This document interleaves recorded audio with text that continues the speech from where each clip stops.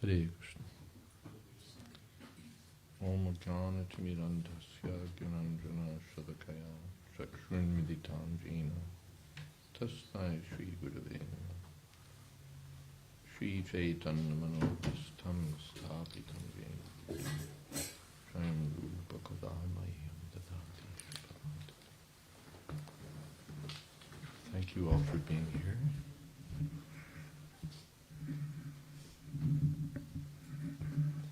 That's probably okay as it is, isn't it? Yeah, you don't need to fuss with it. Well, let me talk about my book. That's what, why not? Yeah, it's a little feeding back. I think if we point it up a little more. Turn it down. Hare Krishna. I think that's louder than it needs to be, isn't it? It's not that big a room. Is it okay, do you suppose? It's okay. Perfect. By, so. Right, okay. Well, my book is called Vanity Karma. What is that? It's a commentary on a biblical book. The biblical book is sometimes called the strangest book in the Bible. It's the book of Ecclesiastes, which you may or may not have heard of. And it's sometimes said to be the one philosophical book in the Old Testament.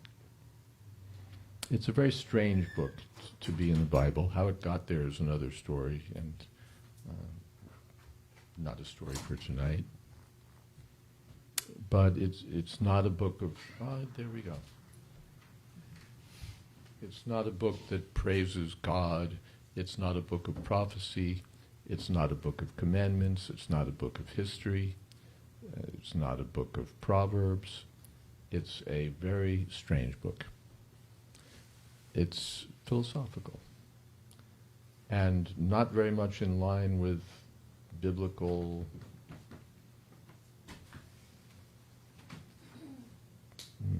doctrine. The opening shot in the book is that the speaker says that everything is vanity. Vanity doesn't mean today what it used to mean.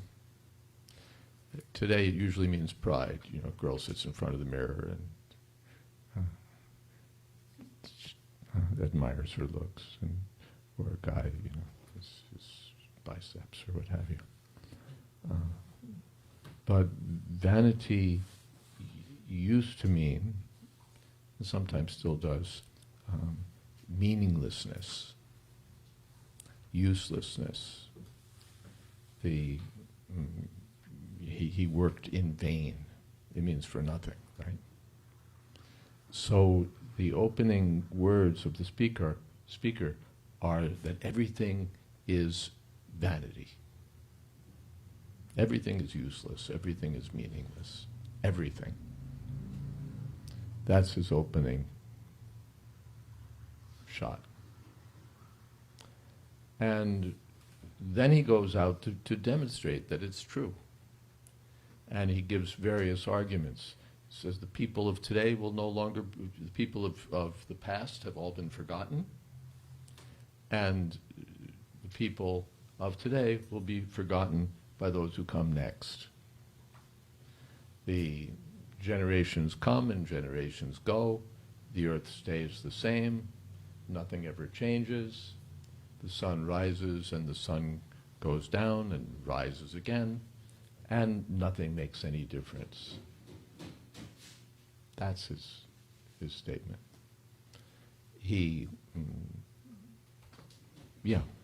What profit do you get from all the work that you do in this world? Of what use is it? These are some of his questions, or really rhetorical questions, because the answer is no use.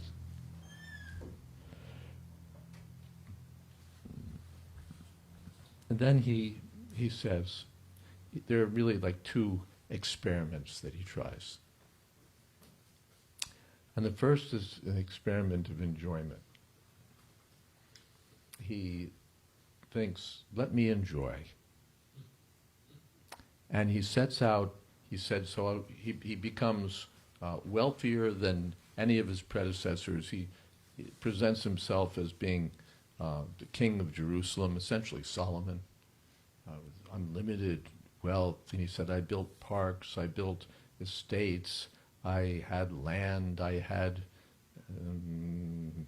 animals, I had groves, I had everything. I had women.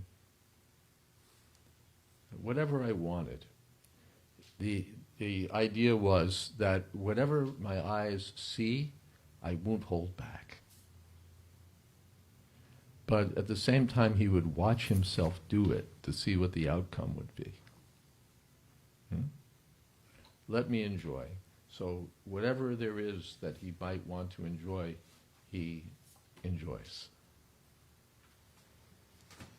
And then at the end he said, and I saw that it was all vanity. And he uses another figure, a chasing after wind. There's nothing. And then he said, well, then I thought, this is the second experiment in wisdom. Let me become wise. He said, so I became wiser than all who came before me in Jerusalem. And he became wise. And at the end, what did he see?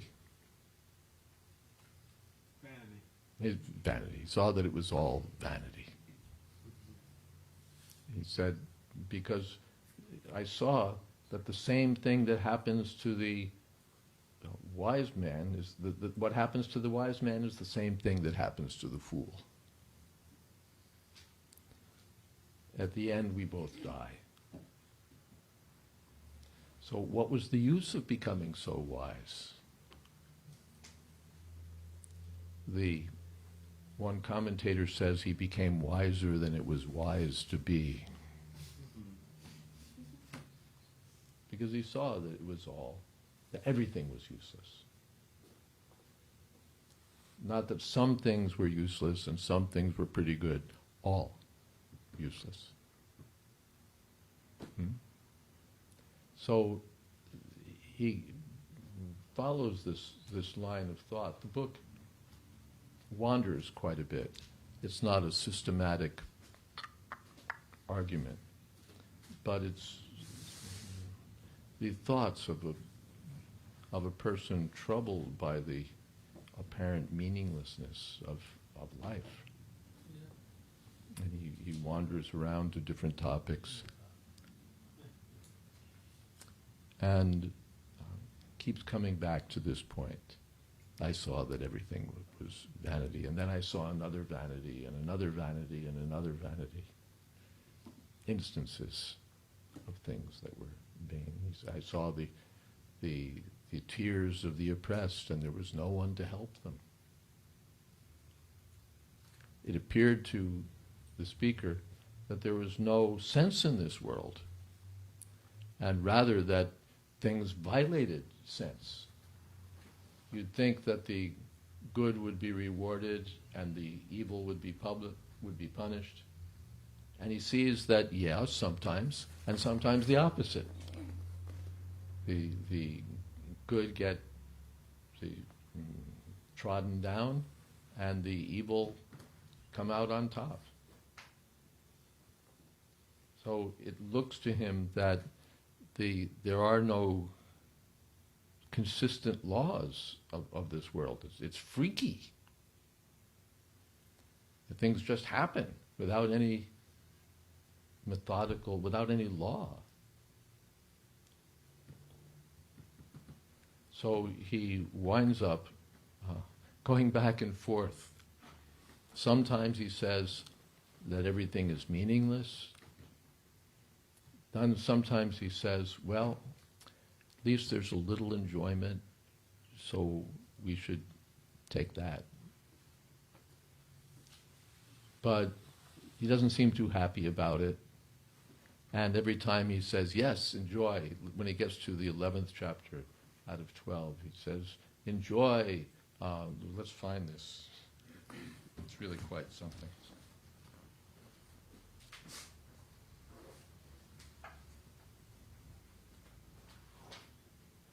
Rejoice, young man, while in your youth, and let your heart cheer you in the days of your youth. Follow the ways of your heart. Do what you want. And the sight of your eyes, what your eyes want, go for it. But know that for all these things, God will bring you into judgment. Therefore, put away vexation from your heart and turn away pain from your flesh. Don't worry about anything. Enjoy, live it up while you can. For youth and its black hair are vanity. So this is the kind of writing that he gives us, that he vacillates. Everything is useless, but enjoy. But anyway, it's useless. But do it. But it's useless. And that was chapter 11. Chapter 12 is a vivid depiction of old age and death. One of the most vivid in all extant literature, I would say. Really profound and, what's the word? Eloquent depiction of old age and death. And of course, at the end, the reprise is that all is vanity. So, as I mentioned, the book wanders, and there's all sorts of other topics of importance touched upon in the book, in the biblical book. And so I've commented verse by verse on what's going on, because he makes a fascinating dialogue partner. It's not a superficial book or a book of platitudes or sort of, what would you say, the kind of dime store spirituality that you can find in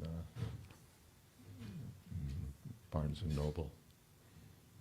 But deep thoughts about who we are, what our purpose is, if any. Main argument being that there is none. And so, my book, Vanity Karma, which you can, I guess, buy the last copy if you... Is it the last copy? Probably is. Yeah. You can get your very own last copy or Google it. It's on Amazon and so on. And it's, it speaks to these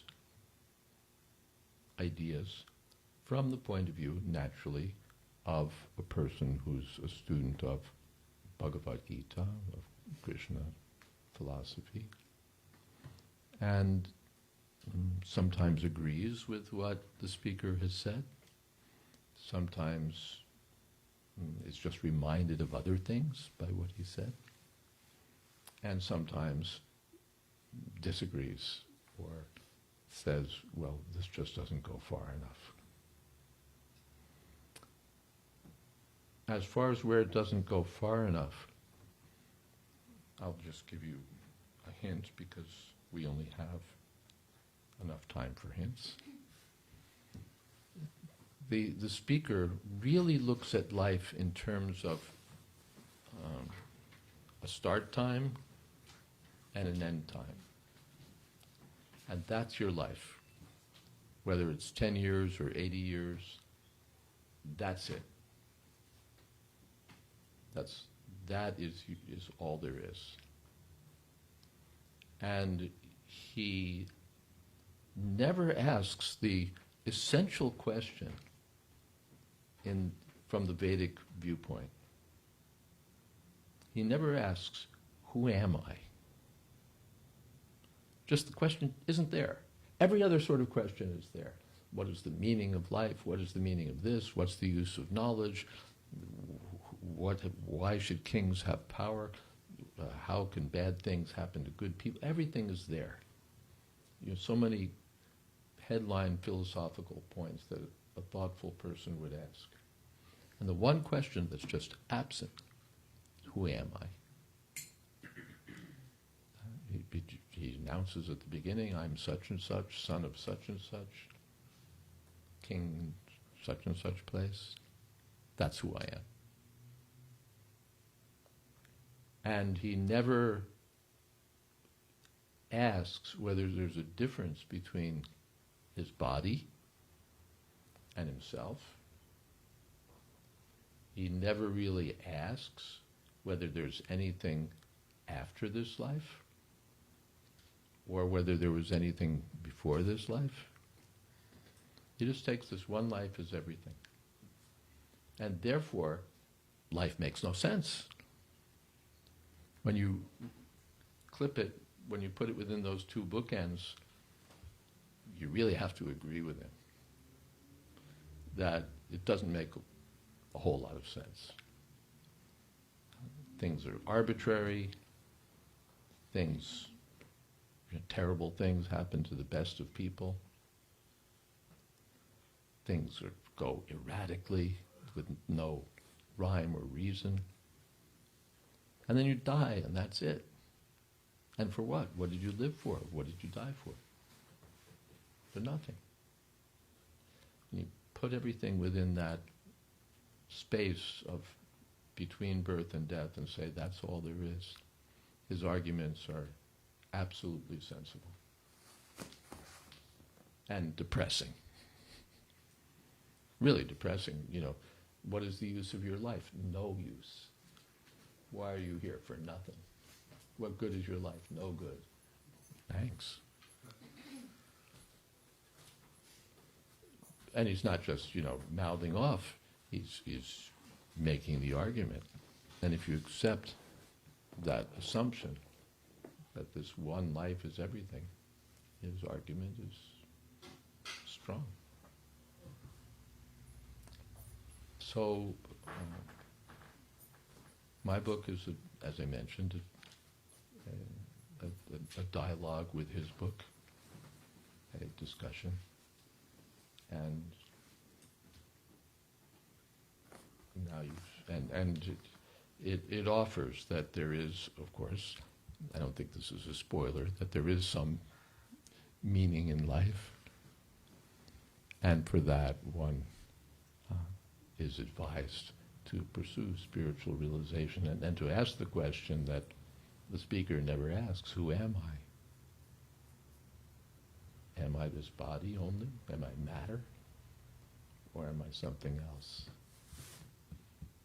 So that's the theme. That's the book.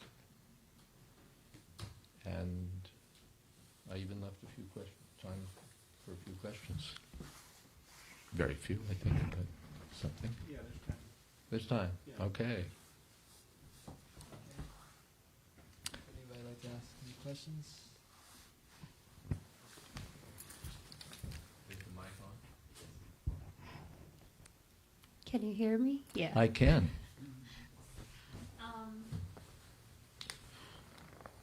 So I was just doing research on my own. Mm-hmm.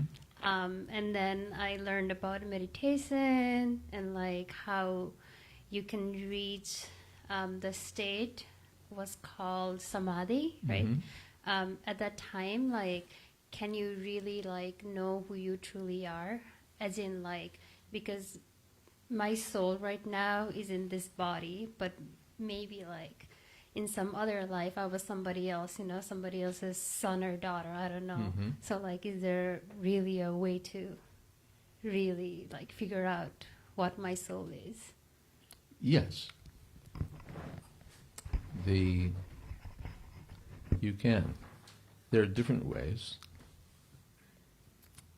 The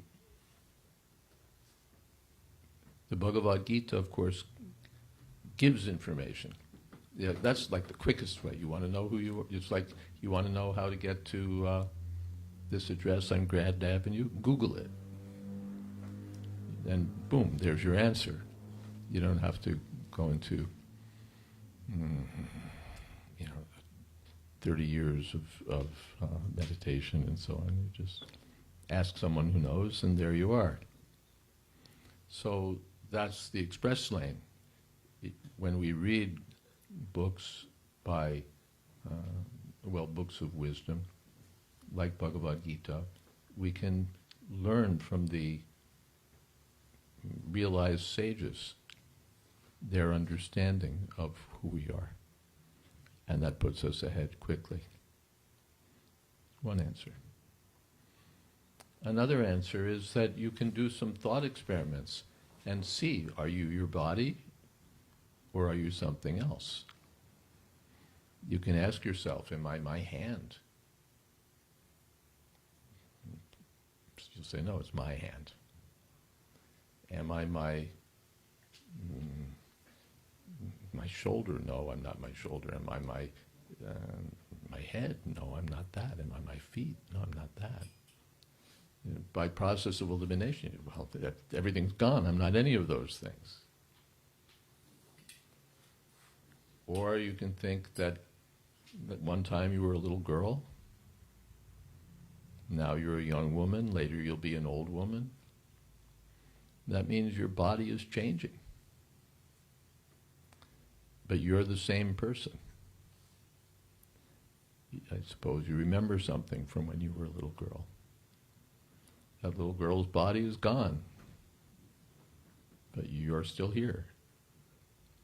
That means that the body was one thing, it was a temporary thing, but you're permanent. When you're an old woman, you'll still remember something from now, something from then. So that concludes or confirms from your own experience. It's a sort of guided meditation that your soul, yourself, your Atma is different from your body. That the body is temporary and the consciousness, soul, whatever word you want to use, is permanent. So that's a second approach. Third approach is that this chanting, as we were doing earlier, lifts us up to the platform of pure consciousness, to the platform of the soul. And there you get direct experience. It cleanses the mirror of the mind. And so you directly perceive, yes, I'm not what I thought I was. I belong to a higher platform. Is that okay? Does that answer your... Okay.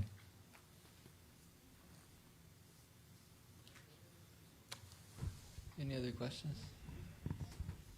Mm-hmm. Hello. Thank you. What drew you to Ecclesiastes from your perspective? What? Oh, for that you have to read the book. I explained it.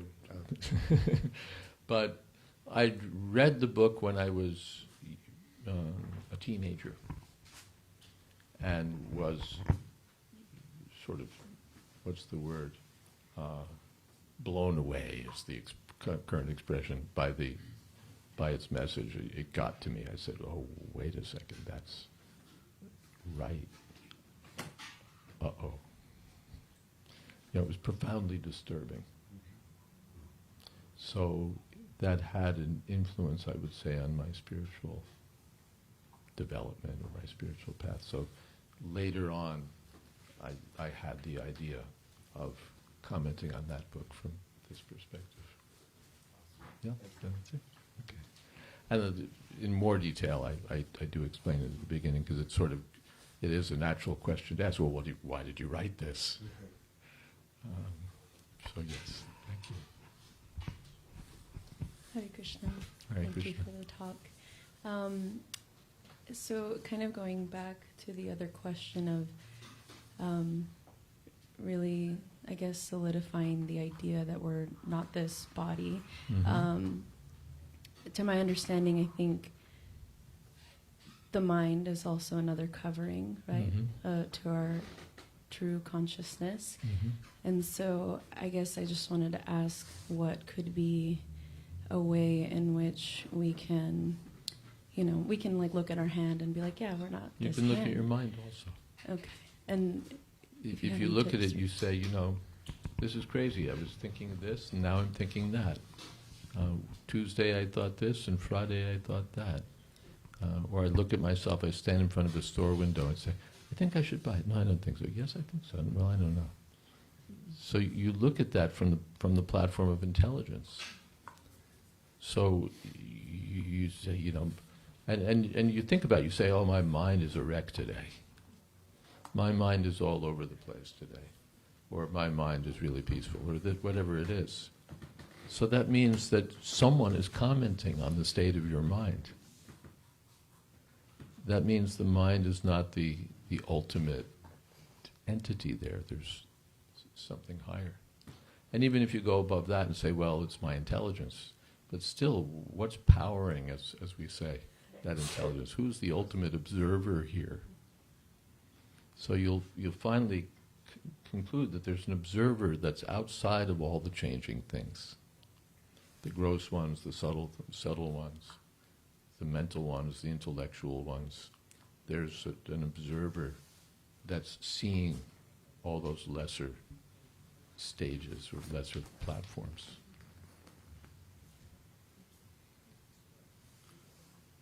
Yes.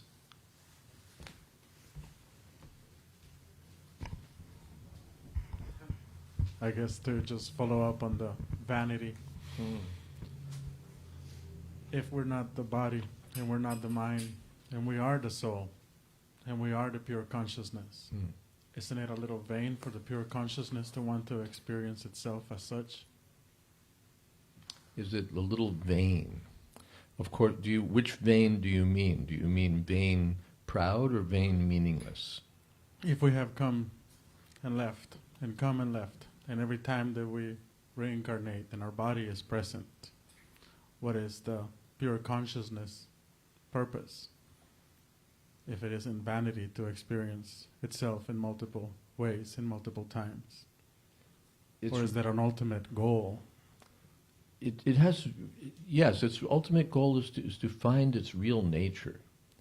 Right now I'm feeling uncomfortable because I'm not in my natural slot, as it were. You know, like a fish out of water is not going to be happy. A penguin in San Diego is going to feel something's wrong here. So we're in a material world where everything comes and goes. The vanity, the actual Hebrew word that is translated as vanity is breath.